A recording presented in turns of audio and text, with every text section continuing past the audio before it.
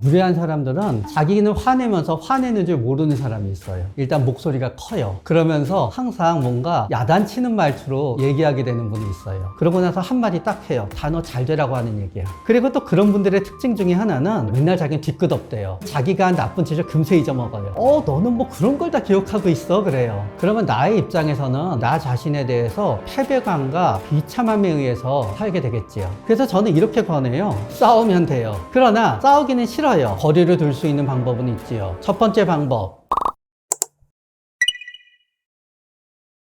예를 들어서 어떤 사람이 굉장히 바쁘고 정신이 없어요. 그때는 그분한테는 더 이상 뭔가가 입력이 될 수가 없어요. 그런데 그 앞에서 계속 이렇게 뭔가 얘기하게 되잖아요. 그때는 내가 힘드니까 그 말이 기분 나쁘게 들려요. 그래서 우리는 너무 바쁜 것 같으면 말 안 걸거든요. 그런데 어떤 분은 꼭 바쁠 것 같을 때 말을 거는 사람이 있어요. 또 어떤 분은 계속 확인하는 사람이 있어요. 똑같은 말 한마디라도 이거 했어 할 때는 기분 나쁘지 않아요. 그러나 그 얘기를 갖다 시간이 남았음에도 불구하고 확인하고 또 확인하잖아요. 그러면은 똑같은 톤에 똑같은 목소리에 똑같은 말이 점점 기분 나쁘게 들려요. 어떤 사람들은 내가 이렇게 설명을 하려고 그러는데 말을 자르고 들어와요. 그러면서 내가 얘기하려고 그러면은 자기 얘기 자르지 말래요. 어떤 분은 얘기를 들으면은 내 얘기를 잘 들어주는 듯 하지만 내 얘기를 잘 듣는 이유는 내 얘기를 경청하기 위해서가 아니라 내 얘기에서 트집을 잡아서 이기기 위해서예요. 그러면 계속 말꼬리가 계속 이어지게 되거든요. 또 이런 사람도 있어요. 자기는 화내면서 화내는 줄 모르는 사람이 있어요. 그래서 그분들한테 얘기하거든요.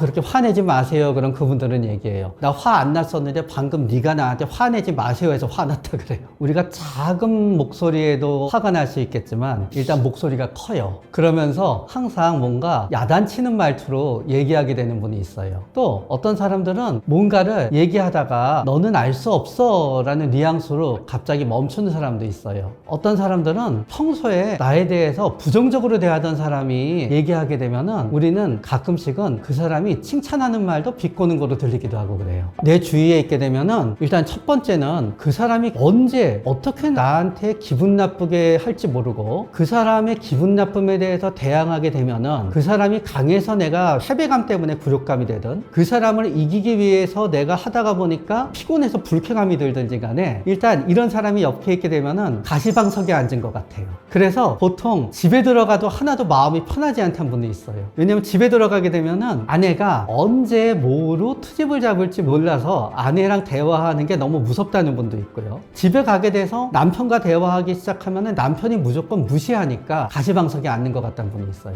또 내가 이런 사람들에 대해 갑자기 너무 화를 많이 내거나 나를 무시하는 말투를 쓰는 사람들은 실질적으로 나를 계속 무시해요. 그러다가 보면은 나 자신에 대해서 패배감과 비참함에 의해서 나는 살게 되겠지요. 이렇게 계속 눈치를 보고 소극적이 되다가 보면은 밖에 나가서도 다른 사람들을 대할 때도 눈치를 보고 소극적이 될 수도 있겠지요.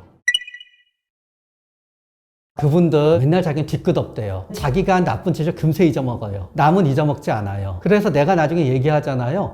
너는 뭐 그런 걸 다 기억하고 있어? 그래요. 그래서 그분들은 자기가 한 나쁜 일은 금세 잊어먹고요. 자기가 당한 나쁜 일은 절대로 잊어먹지 않아요. 그리고 또 그런 분들의 특징 중에 하나는 자기가 남한테 나쁜 일을 하더라도요. 그거를 남한테 도움이 되는 일이라고 합리화해요. 예를 들어 이런 거예요. 막 날 야단치고 난리를 쳐요. 그러고 나서 한마디 딱 해요. 단어 잘 되라고 하는 얘기야. 또 그런 사람들이 딱 뭐라고 얘기한 다음에 내가 이렇게까지 너한테 화내게끔 만들어야 되겠어? 좀 알아서 잘하면 안 돼? 당할 만하니까 당하는 거야. 뭐 그런 식의 얘기들을 갖다 말버릇처럼 해요. 그러면서 자기가 남한테 무례한 것에 대해서 무례하다고 생각하지 않고요. 다 그럴 만한 이유가 있다고 생각하는 게 그분들의 태도의 특징이에요. 거리를 둘 수 있는 방법은 있지요. 첫 번째 방법, 싸우면 돼요. 그렇기 때문에 그 사람이 직장인데 나의 해고 유무를 갖다 판단할 수 있는 사람이 아니다. 그러면은 싸우면 멀어져요. 그러나 싸우기는 싫어요. 그러면은 거절하면 멀어져요. 나는 이렇게 생각해요. 저 사람이 알아서 나한테 곤란한 부탁을 안 했으면 좋겠거든요. 그러니까 상대방의 입장에서 생각해 보세요. 부탁만 하면 자판기처럼 해주는데 이렇게 편한데 왜 상대방이 부탁을 안 하겠어요? 거절하잖아요. 그러면 알아서 남한테 부탁해서 나하고 멀어져요. 그런데 나의 생사 여탈을 갖다 좌우할 수 있는 사람과는 사실은 말은 이렇게 편하지만 멀어질래야 멀어질 수밖에 없을 때도 있어요. 그렇기 때문에 멀어지지 않는다 견딘다고 해서 꼭 나를 갖다 너무 자학하지 말고요. 그거를 견디는 나에 대해서 높은 점수를 주면 되고요. 그러나 가장 어려운 경우는 친구나 가족이에요. 근데 친구는 이렇게 생각해요. 편하게 만날 수 있어야 친구예요. 이미 내가 그 친구를 만났을 때 마음이 편하지 않고 나를 무시하는 느낌을 자꾸 받는다는 거는 그 친구와 같이 있을 이유가 없다는 거지요. 그러나 그때 역시 나는 친구한테 네가 이렇게 나한테 기분 나빴기 때문에 사과를 받아내야 되겠어 하고 멀어질 수도 있고요. 그냥 만나지 않음으로 인해서 자연스럽게 멀어질 수도 있어요. 저는 후자 쪽을 선호해요. 그러나 많은 분들이 이러면 저한테 얘기해요. 떨어질래야 떨어질 수 없는 관계는 어떡하냐고. 예를 들어서 직장인데 나의 생사 여타를 좌우한 사람이 나를 갖다 무시해요. 그래서 직장에 나가느니 죽고 싶어요. 그래서 여쭤보게 되면은 그분들한테는 나가지 않으면 안 되는 이유들이 너무 많아요. 그러나 객관적으로 보면은 다 그렇게 맞지는 않아요. 왜냐하게 되면 점점 학대받고 위기에 몰리게 되잖아요. 우리의 사고방식은 매우 단순해져요. 우리가 배구나 농구나 축구 보게 되잖아요. 이기는 팀은 현란한 묘기가 다 나와요. 근데 지는 팀은요, 한 곳으로만 패스하다가 꼭 막혀요. 인생도 마찬가지인 거예요. 누가 나를 엄청 직장에서 괴롭히는데 내 안에서는 이 직장을 그만두면 안 되는 이유밖에 안 떠오를 때는요, 사실은 그 나의 생각이 잘못될 수도 있어요. 그 사람을 안 보기 위해서 어쩔 수 없이 직장을 그만두잖아요. 직장을 그만두고 나면은 그만둬도 됐구나라고 다른 길이 보여요. 단 전제 조건이 있어요. 내가 이 직장에서 받는 급여가 다른 직장보다 엄청나게 많거나 내가 이 직장에서 어느 기한까지만 채우게 되면은 진짜 엄청난 혜택을 갖다 받을 수 있다는 게 명확할 때는 우리는 다녀야 돼요. 그러나 그게 아니다 그러면요, 내 머릿속에 떠오르는 이유들은 사실은 나만의 착각하는 이유가 될 수가 있어요. 우리가 직장을 그만둔다는 것도 엄청난 노력이 필요해요. 그만둔다고 얘기해야 되고요, 사표도 써야 되고요, 가족들한테 왜 그만뒀나 얘기도 설명도 해야 되고요. 그거를 갖다 하자니 너무 힘이 들어서 현상 유지를 하는 거예요, 매일매일. 그러다가 보니까 그거를 합리화하는 거예요. 세상에 절대적인 이유라는 건 없는 거예요. 그러면 이제 마지막은 뭐가 남냐 하면은 부모가 남아요. 그런데 만약에 나한테 따로 나와 살 수 있는 경제적인 능력이 있으면요, 그런 다음에 내 생각에 부모가 너무너무 나를 갖다 괴롭혀서 견디기가 어려워서 멀어져야만 되겠다고 생각하잖아요. 그러면은 나아 살면은 엄청 편해져요. 그러나 나아 살 수 없잖아요. 너무 상식적인 얘기여도 죄송하지만 집에 늦게 들어가고 일찍 나오세요. 그게 안 되잖아요. 그런데 내가 직장도 다니고 있지 않아요. 그럼 부모님은 제일 싫어하지만요, 낮밤을 바꿔서 지내세요. 그러면 부모님이랑 마주칠 일이 없으면서요, 자연스럽게 멀어지게 되세요.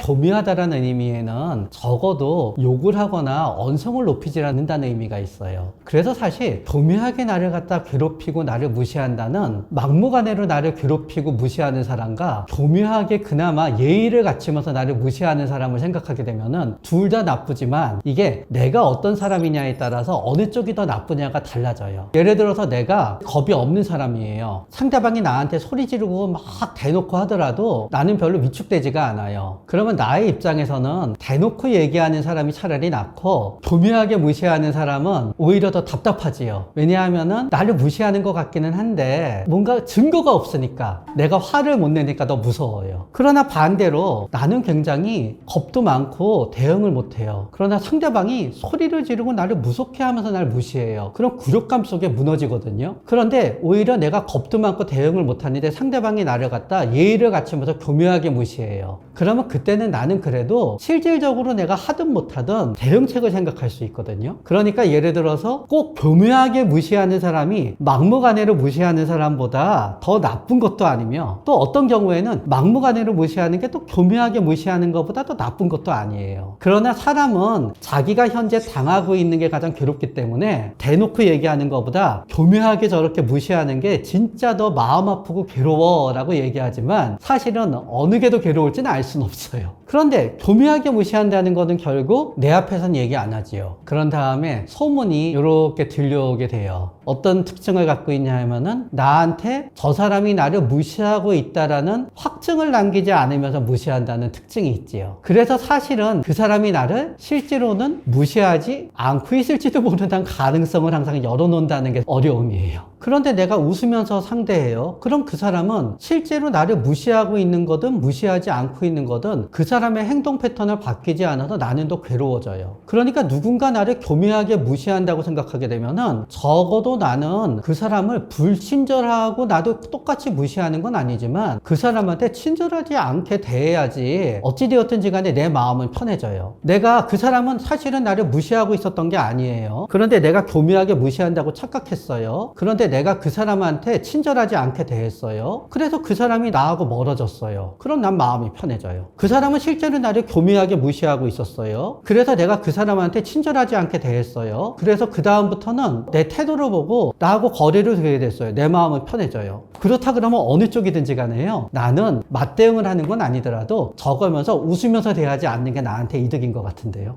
사실은 쉽게 상대하는 법은 이거예요. 그 사람이 말로 하지 않고 그 사람을 통해서 직접적으로 내 귀에 들리는 게 아니면은 일단 무시하지 않았다고 생각하는 게 사실은 올바른 방침이에요. 우리는 남의 마음속을 읽을 수 없거든요. 그러나 단 2명 이상의 사람이 저 사람이 나한테 얘기했어 라고 나한테 말을 옮겨준다면은 그때는 그 사람이 나를 무시하고 있는 게 맞을 수도 있지요. 그러나 그때 역시 한번 생각해 봐야 돼요. 뒤에서 나를 갖다 비난한 사람이 잘못된 거이긴 하지만 모든 사람한테서는 또 뒤에서는 나를 비난한 권리가 있는 거거든요. 그리고 그럴 때는 그 말을 옮겨준 사람의 농간에 휘말리지 않게 노력해야 돼요. 진짜 나를 걱정해서 옮겨주는 사람도 있지만 다 너 걱정해서 해주는 말이야 라면서 나를 괴롭히고 싶어서 말을 옮겨주는 심리도 있고요. 어떻게 되나 구경해서 나를 갖다 옮겨주는 심리도 있거든요. 그럴 때는 어떻게든지 인내하는 게 제일 나을 수도 있어요. 그러면서 근본적으로는 사람들이 나를 흉을 본 것에 대해서 만약에 그게 내가 교정할 수 있는 행동이면은 흉을 보지 못하게끔 나의 행동과 나의 모습을 바꾸는 것도 진짜 속상하지만 또 방법이 하나이기도 해요. 일단 감정적으로 오락가락하고 예민한 사람들하고는 대화를 하지 않는 게 굉장히 좋아요. 우리가 그런 얘기 하거든요. 대화는 말 잘하는 사람들만 생각하지요. 말 잘하는 사람들의 보통 사람은 못 쓰는 무기가 2개가 있어요. 하나가 묵묵부답이에요. 누가 나한테 물어본다 그래서요. 내가 꼭 대답해야 될 의무가 있는 게 아니에요. 나는 그냥 묵묵부답일 수도 있는 거예요. 그리고 때때로는 누가 나한테 물어보고 대화를 했을 때 모르겠다고 해도 돼요. 그래서 여러분들 어렸을 때 생각해 보세요. 엄마가 물으면 다 몰라 모르겠는데 하잖아요. 생각하는 것 자체가 귀찮아서. 그래서 또 예민하면서 이런 분들이 있어요. 나한테 어떻게 하면 좋을지 막 물어봐요. 그리고 나서는 결국은 내가 해준 대로 하나도 안 해요. 난 짐만 빠져요. 그렇기 때문에 때때로는 묵묵부답 혹은 나중에 생각해보고 얘기할게 혹은 반대로 네 생각은 어떠니? 네가 가장 하고 싶은 건 뭐니? 그럼 무조건 네가 맞아 해주는 거예요. 그리고 대체적으로 그 사람이 원하는 거에 반대로 얘기해주지 않는 거지요. 그리고 또 이런 경우도 있어요. 이기는 대화법의 진수는 혹은 상처받지 않는 대화법의 진수는 동문서답이에요. 상대방이 무슨 얘기를 하든지 간에 그냥 내가 하고 싶은 얘기만 엉뚱하게 하는 거예요. 그럼 알아서 상대방은 대화를 더 하지 않아요. 그런데 예상할 수 없이 예민한 사람들은요, 내가 하는 말 중에 어디에서 그 사람이 불쾌감을 느끼고 상처를 받을지 알 수가 없어요. 그렇기 때문에 가급적 대화하지 않거나 그 사람이 많이 얘기하게 하고요. 그런 다음에 그 사람이 원하는 대로 내라고 해주는 게 맞아요. 우리는 가끔씩 예민하고 약한 사람들이 나한테 하소연을 하기 시작하잖아요. 빨리 대화를 끊게 하려고 말을 짧게 들어가서 해답을 주려고 하거든요. 근데 그 사람이 원하는 건 해답이 아니라요. 충분히 자기 감정이 소모될 때까지 하소연하는 거예요. 그러다가 보니까 그 사람 마음속에서 오늘 나와 1시간 너의 에너지를 뺏어서 나의 마음을 충전할 거야 하잖아요. 어떻게 자르고 어떻게 해도 결국 1시간이 소모가 되고요. 중간에 내 말이 30분 들어가잖아요. 1시간 반이 걸려요. 내가 1시간 설득하잖아요. 그 사람은 1시간 자기 얘기해야 되거든요. 그건 2시간이 걸려요. 그런데 1시간 동안 얘기하고 나면은요, 본인도 감정적으로 다 대화했다고 생각하고요. 힘들어서도 얘기를 못해요. 그래서 예민하고 약한 사람이 하소연을 할 때는 그냥 쭉 들어주는 게 오히려 묵묵부답으로 때때로 네가 맞아라고 하면서 들어주는 게 대화를 제일 빨리 끝내는 정답일 수가 있고요. 대화를 들어주다가요, 전화가 왔네 하고 피하는 것도 방법이고요. 때때로는 마음속으로 시간을 정해놔도 돼요. 10분이면 10분, 15분이면 15분. 혹은 그 사람이 맨날 말을 시작하면 1시간이라고 하잖아요. 그분이 말을 시작할 때 응 얘기해. 그런데 10분 있으면은 누가 손님이 오기로 되어 있어서 내가 잠깐 나가야 될 것 같아. 그래서 끝나는 시간을 알려주잖아요. 그러면 그 사람도 나름대로 대화가 요점이 있게 돌아가요. 사실은 상대를 봐가면서 무시하긴 하는데요. 대체적으로 거기에 영향을 많이 두냐 안 두냐는 어떤 우리의 그 1대1의 인성과 성격이라기보다는 일단 그런 사람들을 보다가 보면은 지위가 중요하지요. 지위에 따라서 자기 지위가 높다고 생각을 하면 일단 아랫사람을 무시하고 봐요. 그런 다음에 그런 사람이 사람들을 갖다 무시할 때 보면은 이용 가치에 의해서 판단해요. 이 사람은 굉장히 이용 가치가 있어. 이 사람은 이용하지 않으면 안 되겠어 라고 생각하게 되면은 자신한테 이용 가치가 있는 사람은 무시하지 않고요. 이용 가치가 없는 사람에 대해서는 너는 그만두거나 없어져도 상관없어 라고 생각하면서 무시하게 되지요. 그러면서 또 이런 사람들은 편파적이기 때문에 어떤 이유에서든 자기가 호감을 가지고 있는 사람에 대해서는 똑같이 실수를 하더라도 무시하지 않아요. 그러나 자기가 호감을 가질 수 있는 면이 없는 사람에 대해서는 또 무시해요. 결국은 뭐를 하면은 이게 조합이 되게 되면은 진짜 나는 잘못한 게 없는데 무시를 당하게 되는데요. 첫 번째, 내가 권력 서열상 아래 사람이면서 내가 그 사람한테 이용 가치가 없고 그 사람이 나에 대해서 비호감이라고 생각하게 되면은 나는 진짜 억울하게 무시당하게 되는 거죠. 계속 그런 사람한테. 참아주면 안 될 때의 첫 번째 이유는 회사의 경우에요. 어차피 나는 그 사람 때문에 너무 괴로워서 이 회사를 그만둘 것 같아요. 그러면은 어차피 참아줘도 못 버텨도 그만둘 것 같고 어떻게 해도 그만둘 것 같으면은 한번 참아주지 않고 맞서서 대항하게 되면은 어떻게 되나 한번 해보고 그만두는 게 낫겠지요. 그러면 그때는 더 이상 참아줄 이유가 없는 거예요. 또 어떤 사람은 한번 부탁을 하잖아요. 그럼 그 사람이 무례하게 굴어서 내가 한번 들어줬는데 다음에 내가 그 사람한테 부탁을 했을 때 그 사람이 나한테 내 부탁을 들어줘서 이용 가치가 있다고 생각이 되면 우리는 그 다음을 생각해서 참아줄 필요가 있겠지요. 그래서 저는 이렇게 권해요. 누구한테 한번 호의를 베풀잖아요. 그러면은 쓸데없는 거로대로 작은 한번 테스트를 해보라 그래요. 회사에서 내가 누구 일을 갖다 한번 부탁해서 들어줬어요. 그러면 나도 한번 사실은 부탁할 필요도 없지만 부탁해보는 거예요. 그 사람이 안 들어줘요. 그러면은 앞으로 그 사람이 하는 일은 부탁을 계속 들어주지 않아야 돼요. 그 사람은 아무리 부탁을 들어주더라도 나중에 내 부탁을 안 들어줄 사람이거든요.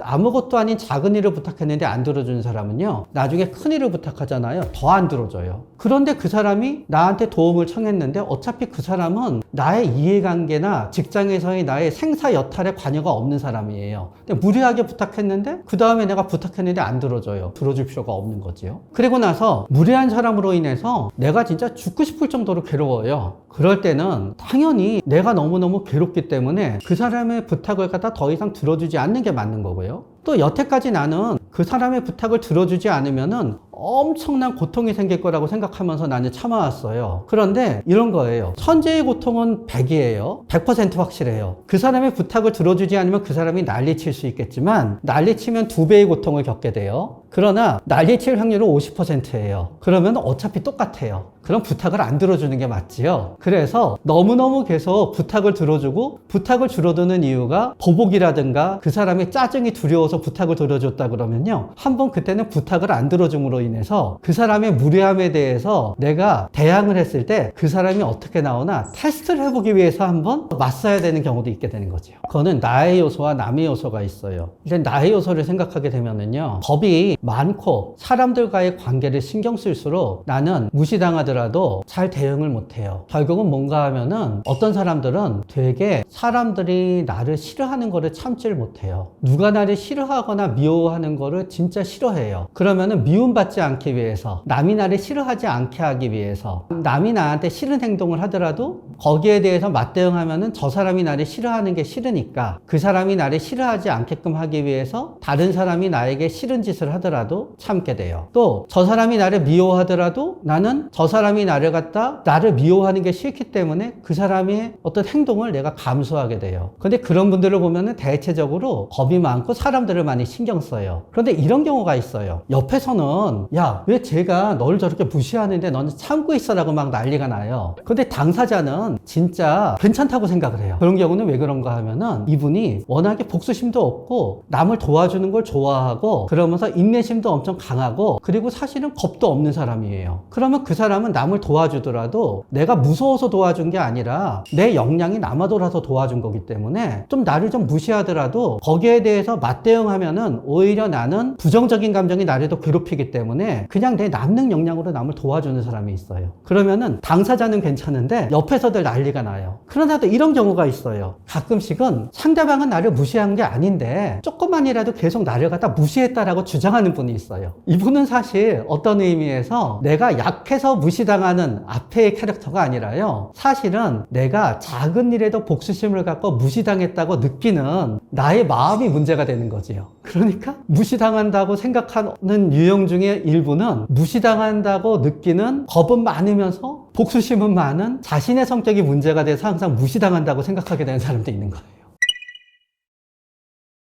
인간관계에서 자신감은 다른 사람들이 나를 좋아해 주는 데서 생겨요. 많은 사람들이 나를 좋아해 줄 거라고 믿는 사람은요, 실질적으로 상대방이 나를 좋아하나 좋아해 주지 않나 항상 자신감이 있어요. 심리검사를 해보다가 보면은 MMPI라는 심리검사에 HY 지수라는 게 있어요. HY 지수가 높은 사람들의 특징은요, 항상 다른 사람들이 말하면 다 진짜인 줄 알아요. 그래서 앞에서 막 나보고 너무 예쁘다 그러잖아요. 너 오늘 무슨 배우 같아. 그러면 진짜 저 사람이 나를 배우처럼 예뻐해 주는 줄 알아요. 그냥 하는 말인데. 그렇기 때문에 이렇게 다 믿으니까 실제로 그 사람이 나한테 생각하는 것보다 그 사람이 나를 더 좋아해 준다고 믿어요. 그래서 사실은 사람들이 나를 좋아해 줄 거라는 믿음 자체가 자신감을 줘요. 그리고 너무 상식적인 얘기여서 죄송하지만 자신감이라고 하는 건요, 내가 나한테 매기는 점수예요. 자존감이라고 하는 거는 자신감과도 통하고요. 결국은 자존감은 뭔가 하면은 내가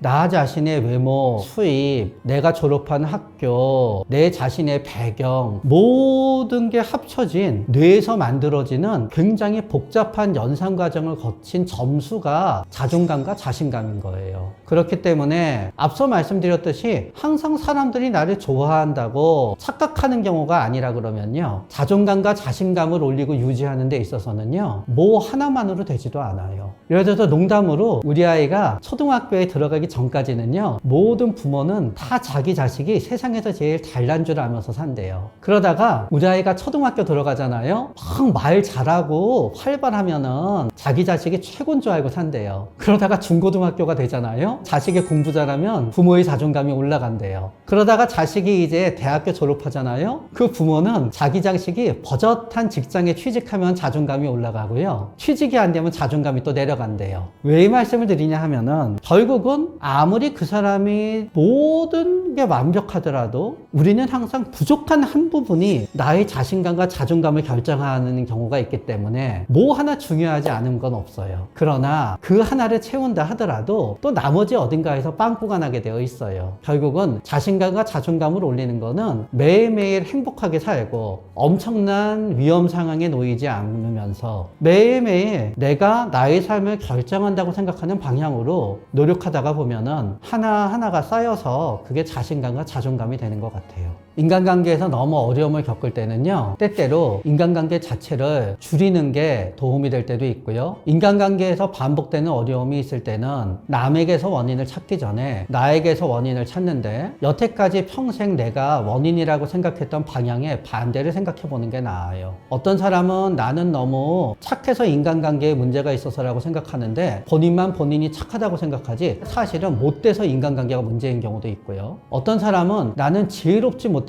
인간관계가 엉망이라고 생각하는데 그 사람의 감정이 문제여서 인간관계가 문제인 경우도 있어요. 내가 내 인간관계의 문제점은 A라고 생각하고 A를 극복하고 고치기 위해서 평생을 노력했는데 해결이 안 됐다고 하면은 내가 생각하는 거에 정반대가 나의 실제 문제가 아니었나 한번 생각해 보세요.